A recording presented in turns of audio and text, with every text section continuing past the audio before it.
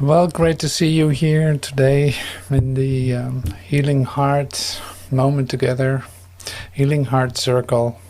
So welcome to this Healing Circle. I'm happy that you're here and that you join in this with me.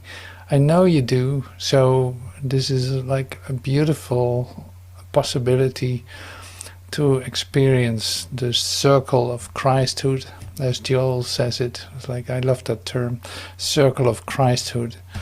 And we're using this circle because we have a need to.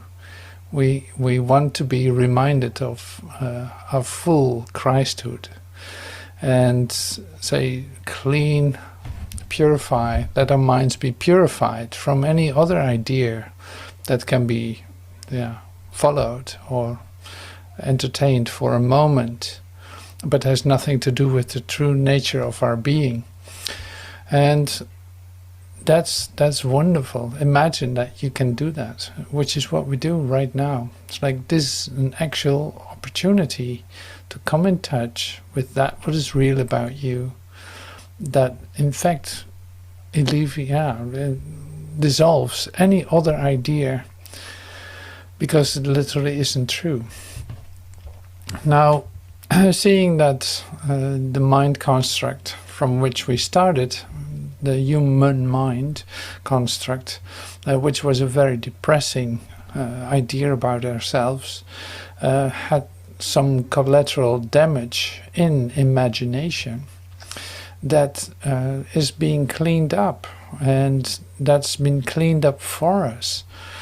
So the necessity for us in the training of this is then to follow the instructions, to do the lessons, for instance, of A Course in Miracles, to do the lessons, not even asking why, do you understand it, do you accept it, do you appreciate it? No, it doesn't even matter. You just do them, and you see that your mind comes into a purification where past ideas are suddenly disappearing, losing the grip really on how you experience yourself.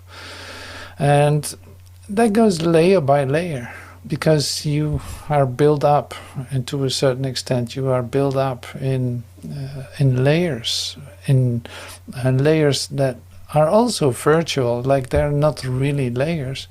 But one thing is that how much do you allow your thought patterns, your deep ideas, your deep secrets, your deep wishes, your deep intents, how much do you allow them to come to the surface? So that's why it looks like we're going deeper and deeper into the matter, but there's really no order of difficulty in miracles. So that only looks that way, just like the whole thing of suffering, the whole thing of lack and limitation, for instance, as the target for today, the whole thing of lack and limitation is imagined. It has no reality. But it can look very real when you see an empty wallet with just one little coin left in it. And now you go to the grocery store. You really think that you won't get out with groceries, because it is built in that would be a limiting idea that has consequences. And so today we use very specific sections from A Course in Miracles to come, in fact, really to healing, to restoring our mind to its openness instead of contraction. And we use for that some miracle expressions, which are really like the helpers on the way. And they help us because they are not under our conscious control, but they help us to get out of this depressing state of human beingness that has been contaminating our minds, and confirmed by us, confirmed by me, to have meaning, to actually be able to do something. Literally, you have applied the power of God to give those limiting ideas power. So this is the moment then for the release of that, for so this is in a very true sense, this is a very intimate process, in which it is like, how much of the love of God can I allow myself today? It's really like that. It's like, how much am I allowing myself to let the love of God come to me? Like a little bit open, totally more open, totally open. So you cannot do that without being aware, in a sense, without being aware what is the actual nature of the limitation. What is the nature of the limitation? What have I done to myself that I have started to believe in this limitation, in this lack and limitation? What do I need to do for that? Well, for one thing, I need to believe that these are opposites that have meaning. Lack or abundance, like those two are opposites in the human mind. You can have too much of something, you can have too little of something, and this is a game that you play with yourself, circling around in these opposites. So there has to be a difference, otherwise there would be no lack or limitation. And what is limitation? Being confined, being imprisoned, being not able to do something while it would be a possibility to do it, but you are not able to do it. You're limited in your possibilities. So you see, it has all to do with ideas. So you must believe that there's such a thing as a limitation that makes sense. And that is the depressing part of the human mind. It's a very depressing state of beingness. Very depressing, because it believes that limits are possible, that lack is possible, that abundance is possible, and that there's something, in fact, that you'd rather have abundance than lack, while it is actually from the same tree. It's from the same tree of denial, you could say. And you don't want any of that. But you can look for it. Like, it has been a very popular thing to look for abundance and to do all kinds of things in order to establish some abundance, some idea of supply, some idea of fulfillment in having a lot of stuff, and literally connecting your identity to that, because that's the other part with all of this. Truth does not need your definitions. Truth does not need your definition about yourself. So it doesn't recognize it. It cannot do anything with it. So here you have to have a belief in your definitions about yourself. Otherwise you would not be able to experience lack or limitation. So that's another thing that you do in order to establish such thing as lack and limitation. You really think that there's not enough for you to do the things that you really want to do. And so that's a limiting idea. All that the human mind thinks is limiting, because it always will tell you, no, sorry, that's not possible. No, that is not for you. No. Some have that, but not you. Like, there's a comparison to be made in that, and it will always be a limiting idea. And there's no way out of that. Like, whatever, no matter how much you would have, you would bounce up against limitation. Now you have all the money in the universe, and the next thing is that you get a heart attack, and yet, like, well, if I could just give a doctor money to reverse that or to make that well, then I would be fine for the next blah blah. And there would be something else. Like, there's always a limiting idea connected to human thinking, no matter how you put it. So in that depressing state, and you see that we practice A Course in Miracles, which is like a totally different thought system, and it's like fundamentally different because it's not a horizontal way of thinking. It doesn't really have anything to do with this. It does not have to do with opposites. It doesn't have to do with lack and limitation. It does not have to do with not for you, with separation. It has nothing to do with that. So that only takes place in a depressing state called a human being. Now in your awakening, you say you allow moments to occur in which, this is the miracle, it's like in which there's a vertical awareness growing in you, that you see that in this one instant I didn't need my definitions, and suddenly I experienced something that was so much bigger than I ever have experienced in my depressing state. Like, it's unbelievable. I didn't have to do anything for it. I didn't have to define myself. I didn't have to organize and control myself. Now all of that I left behind, and suddenly my mind opens up to a new experience of myself. I didn't have to, like there was no effort involved at all. And it took care of so much, because I'm entering into a new phase for myself with this recognition. I'm entering into a new phase of beingness in which I'm going to literally allow this vertical alignment to take place more and more and more and more, because I see that is my only way out of this depressing state called being a human being. Like, there's no need to figure things out within the construct of your human beingness. It is depressing. There is no solution in that, no matter how hard I try. So it's when you're done looking for solutions in that construct, then something can happen. Now, since you're listening to this, since you're taking part in this, you actually are open to receive this vertical alignment, a totally, you could say, a totally disorganized moment, not organized by your mind, by trying to sequence it right or trying to do this right. No, it has nothing to do with your doing.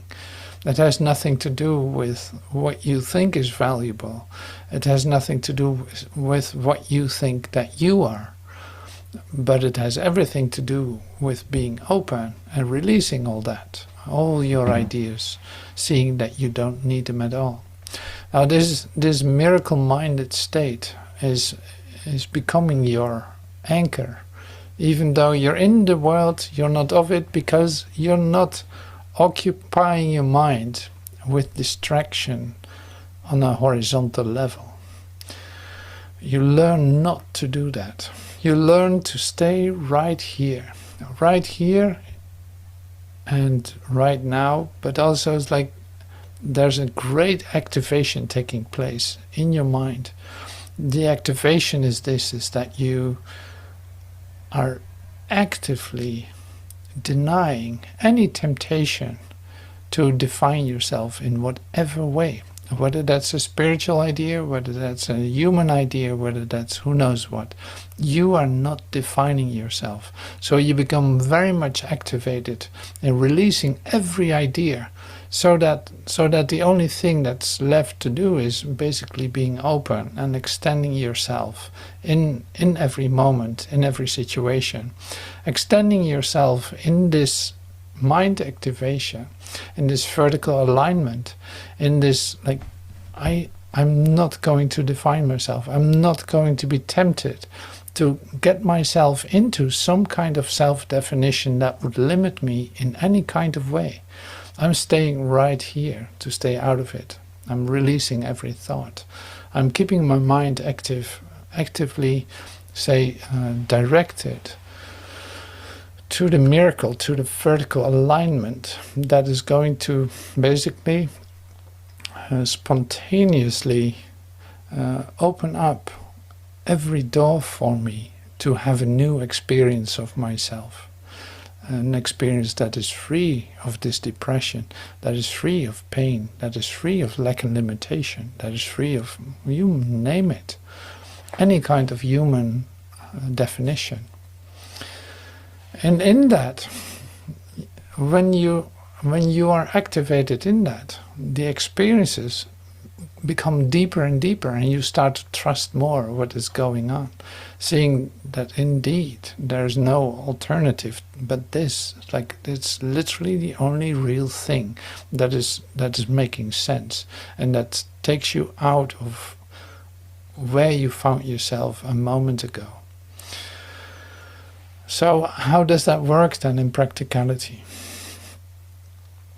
Well, see, if you have an idea, for instance, I'm using very practical ideas.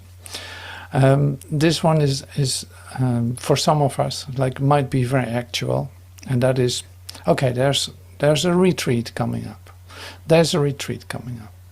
And now you are invited to join. So what is the first thing that you do?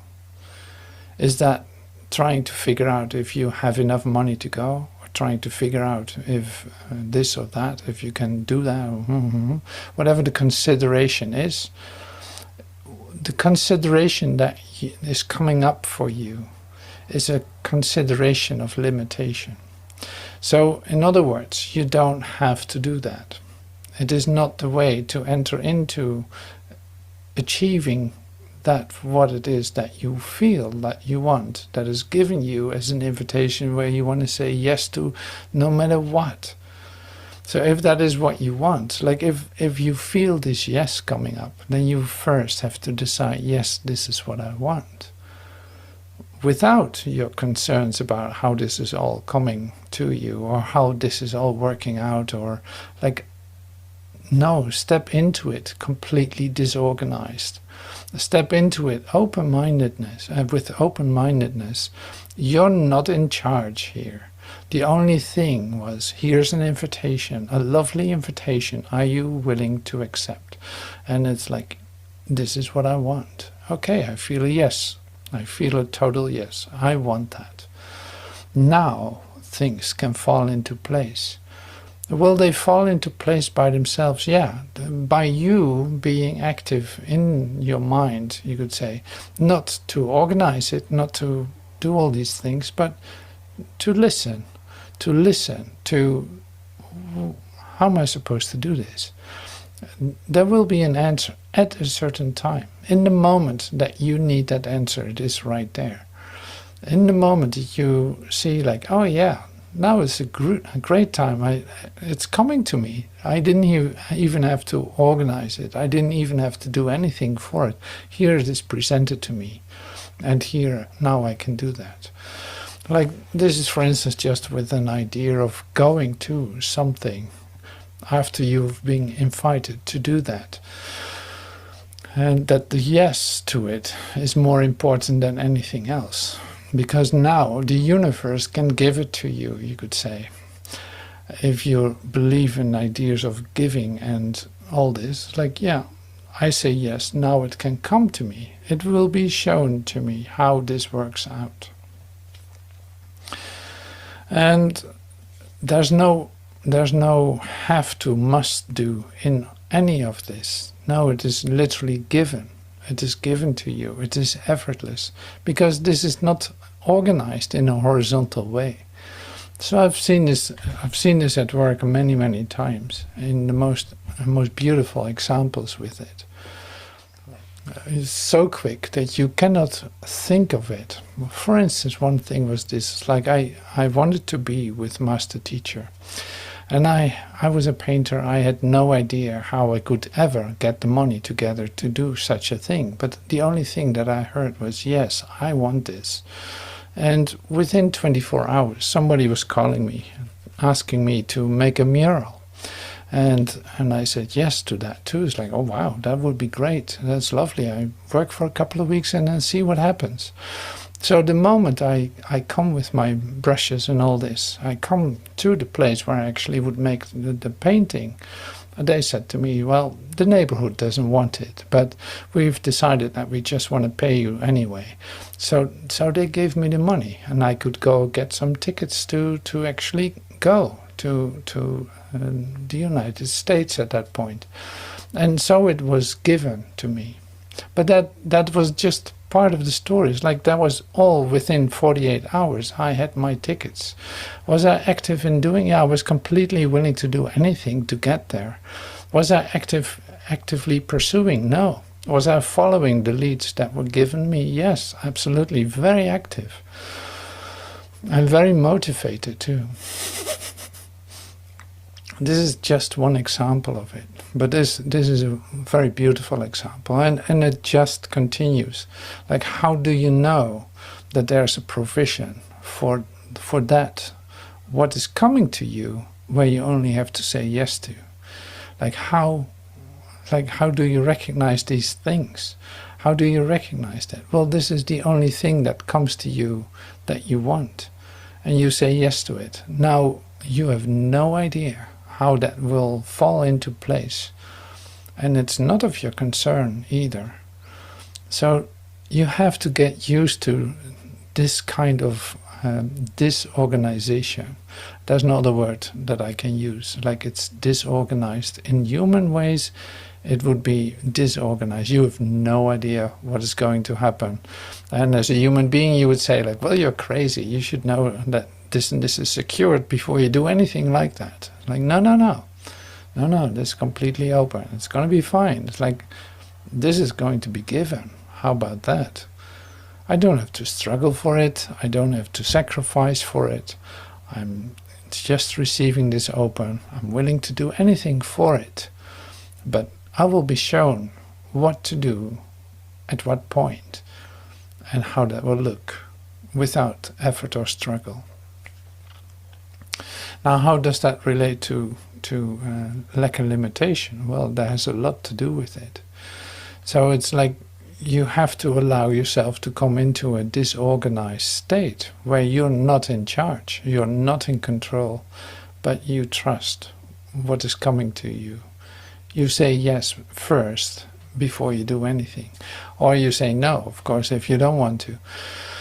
But this is essential.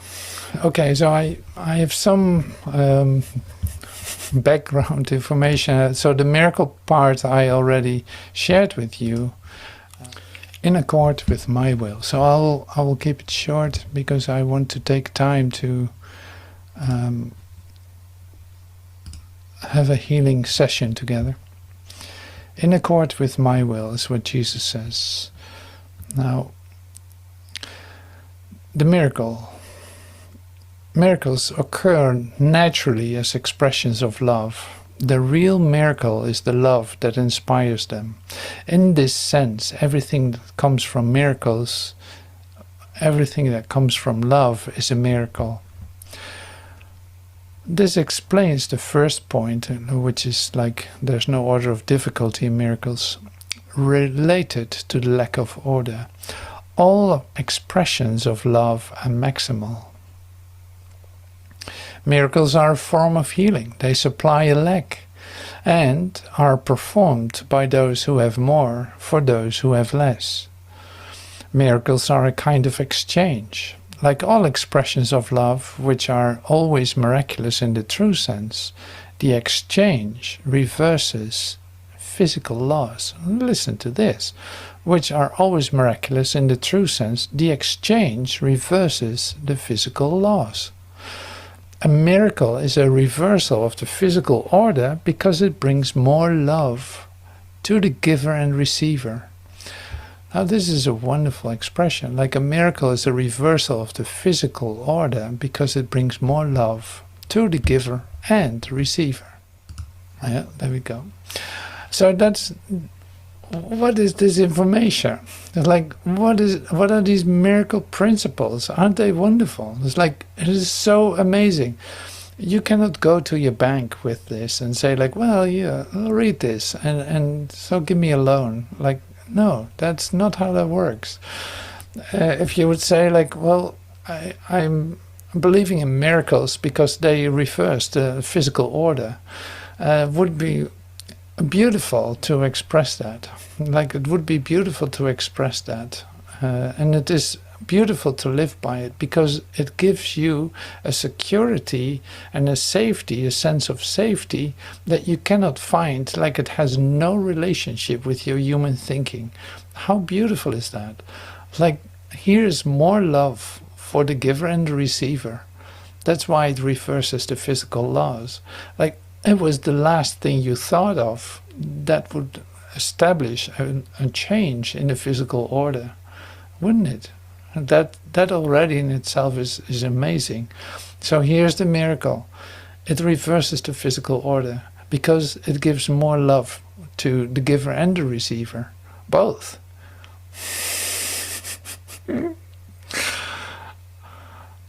Like, wow, that is a whole different order.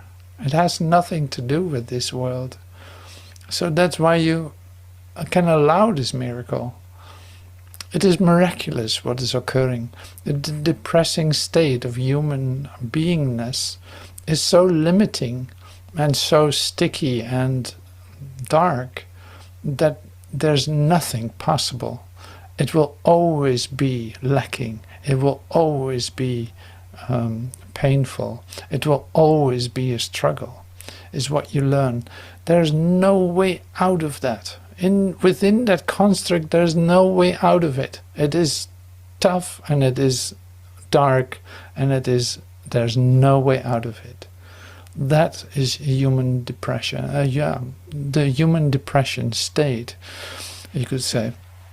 So that is so amazing to read this then. It's like, you want to change the physical order. Yeah, that's possible. That's what we call a miracle.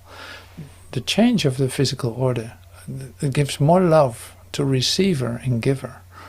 Literally, like you're being lifted out of this depressing state that you got so familiar with that you don't even know that you're in it, that you most of the time forget that you're in it, and still believing that your laws, your physical laws, are at work here. That is totally limiting yourself. That's totally belief in lack and limitation, because you believe there's such a thing as a depressing human state, or a happy human state would be just as depressing. It's like it's absolutely depressing because there's no way out. It is set up to fail. It's set up to hurt. It's set up to limit. So that's why the healing targets, it really doesn't matter which one we take. We always come back to the same story. Like, the depressing state of a human being is what perpetuates ideas of lack and limitation, of illness and of sickness, of disaster, of loss, of all of this. It is inherent in the thought system. That's the discovery. Here's one thing to come into the depth of the root causes, you say, the root causes of lack and limitation. Fear cannot be Christ-controlled, but it can be self-controlled. Fear is always associated with what does not matter. It prevents me from controlling it, is what Jesus says. Like, fear cannot be Christ-controlled, but it can be self-controlled. Like, within the definitions of yourself, you control fear. Fear is always associated with what does not matter. It's either past or future. It's imagined. It's an imagining. It's always associated with what does not matter. It has no reality whatsoever. But literally in your dream, it is associated with something that doesn't matter. You're afraid to do it. You're afraid to take a step that actually asks you to trust the universe. You're afraid to do that because, like, literally that's the only thing you can do within the limitations of your depressing human state. But then it prevents me from controlling it. It is not Christ-controlled. So the correction is therefore a matter of your will, because its presence shows that you have raised the unimportant to a higher level than it warrants. The correction, therefore, is a matter of your will. You will have to change that. You will have to give up the fear about something that does not matter. Because you have raised the unimportant to a higher level and made it more important than the release of it. You have thus brought it under your will where it does not belong. This means you feel responsible for it. The level confusion here is perfectly obvious, like you feel responsible for the fear that you are experiencing, right? There's no doubt about that. You feel responsible for it, but it doesn't mean that you know how to get rid of it. Because, yeah, you're confused, really, about the level that you find yourself. Like you identify with a level that has no reality to you. No, it's just part of the depressing human state. The reason that I cannot control fear for you is that you are attempting to raise the mind level to the mind level, the proper content of lower order reality. I do not foster level confusion, but you can will to correct it. So that's the only thing that's left. You can will to correct it. You cannot control it. Like Jesus says, I cannot control your fear. Like there's really something that you have to recognize, that you want to give up on it. Recognizing that it's always about the meaningless. You can never be afraid of something that is true. You both believe that you are responsible for what you do, but not for what you think. This was a message to Bill and Helen. You both believe that you are responsible for what you do, but you do not, but not for what you think. You think there's a different thing. The truth is that you are responsible for what you think, because it is only at this level that you can exercise choice. What you do comes from what you think, right? So this, bring it back to our experience of going somewhere or attending something, like, okay, here's our retreat. No, I'm not gonna come because I don't think I have enough money. So that would be like, and I have a reason why I don't want to do this, because I don't have, like, you believe your own definitions and you stay with that. You say like, no, that's not what I want because of my reasons. I have a reason not to do that.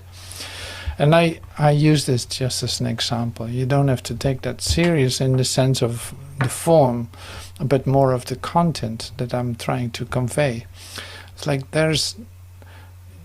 you have your reasons why you make decisions like you do. Otherwise you would be open to anything. Like you would be open to anything that's really directed towards you, for your acceptance, not for anything else.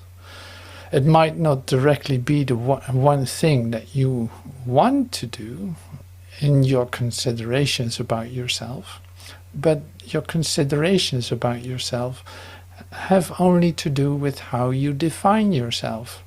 And do you really believe your own definitions of yourself? Well, in Christ realization, you don't. And Paul said this so beautifully. It's like I'm not living my life. It's the Christ living my life. Like, I can have all kinds of objections about what is going on, but it doesn't mean that I decide that I want to define myself as this one thing that is resisting what is actually coming to me, given to me to do. The truth is you are responsible. You are responsible for what you think, because it is only at this level that you can exercise choice. What you do comes from what you think. Yeah? That's logical, right? You must change your mind, not your behavior. And this is a matter of will. You do not need guidance except at the mind level. Correction belongs only at the level where creation is possible. The term does not really mean anything at the symptom level where it cannot work. The correction belongs only at the level where creation is possible, and the mind. The term does not really mean anything at the symptom level where it cannot work. You are much too tolerant for mind wandering, thus passively condoning its miscreation. The particular result never matters, but this fundamental error does. The fundamental correction is always the same. Before you will to do anything, is what Jesus says, ask me, O Spirit, ask me if your will is in accord with mine. If you are sure that it is, there will be no fear. So this is our way out of this. Before you will to do anything, ask me if your will is in accord with mine. If you are sure that it is, there will be no fear.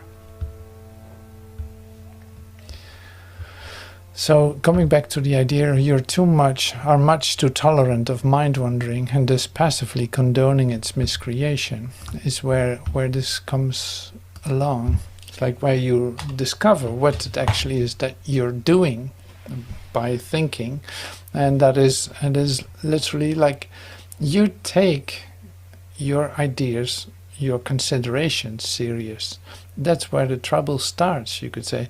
So because it is horizontally expressed, it is horizontally coming to you, and it will never be vertically coming to you. Like there's nothing coming vertically to you that will increase your fear or that distracts you.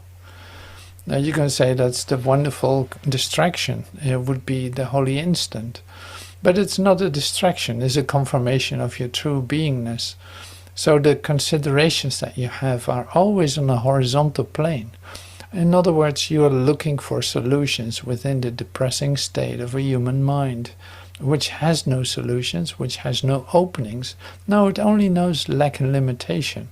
It only knows sickness and death and pain and struggle. It only knows sacrifice. It only knows separation. And you allow your mind to wander into that, literally, and consider options. Consider the reality of your thoughts. At the same time, focusing, giving it energy, and allowing this limitation to come into form. Literally, you crystallize this distraction into form. That's what we call the world. See how deep this is? It's like it's so fundamental, you cannot believe it. Every time that your mind is wandering, that your mind is considering, that you try to control what is going on, that you try to organize your thoughts around it, what are you doing? You're creating a world of limitation, a depressing state called human existence. You make it real for yourself. It's materialized. There's an objection, really. Like there's an objection, there's a defense, there's a reason why not to let the love be itself. You think there's a reason not to let love be itself. You think there's a reason to define yourself.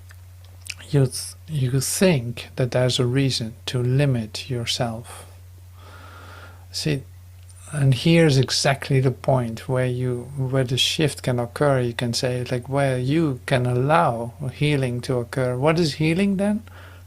Allowing this gift to be received, allowing yourself to receive the miracle, allowing yourself to be completely disorganized in your decisions, but handing it over and allowing the answer of that to come to you, to be received for yourself as a total act of love, as a total act of, yes, I allow that love to come to me. That is exactly what that is. See, that's why it reverses the physical order. Like I give my little example with the wall painting. Literally the whole universe was different. Suddenly there was a possibility of a provision that I could not think of. Like, I could not have worked it out in my mind how that would come to me within 48 hours. And it did happen, and it was given to me. So it's like that is the miracle you receive in a form that it works for you to see, it is not what I thought it would be at all. It is totally different. And see, this has always to do, before that, the defense has always to do with fear, with a confusion of levels. The fear of the unreal, the fear of something that might go and happen, and that might be a reason to limit yourself, to bring yourself back into your depression, you could say. And this happens in all kinds of situations, of course. So you get the situations in front of you where you can actually learn this, learn to apply the teaching, learn to literally stay in your center, stay in the place where you allow the vertical alignment to take place, to let the miracle happen. So that's really something else, isn't it? You can feel the loveliness of that. That's the most, and the certainty of it. The human control doesn't have certainty. The human organization does not give you that certainty. No, it will always limit you, and you're not sure. Even if you have an answer, you will still not be sure. But here, Jesus says, like, if you release your fear, if you are willing to give that up, your considerations and your definitions of yourself for one moment, then the miracle can happen. What is the miracle? A reversal of the physical laws. More love for the giver and the receiver. Like, it lifts everything up. Like you could not organize that. It is given. It is not under your conscious control, but it has to do with your openness to receive it. All right, so this is my introduction, you could say, like the introduction to the healing circle, and we have to get ourselves into it.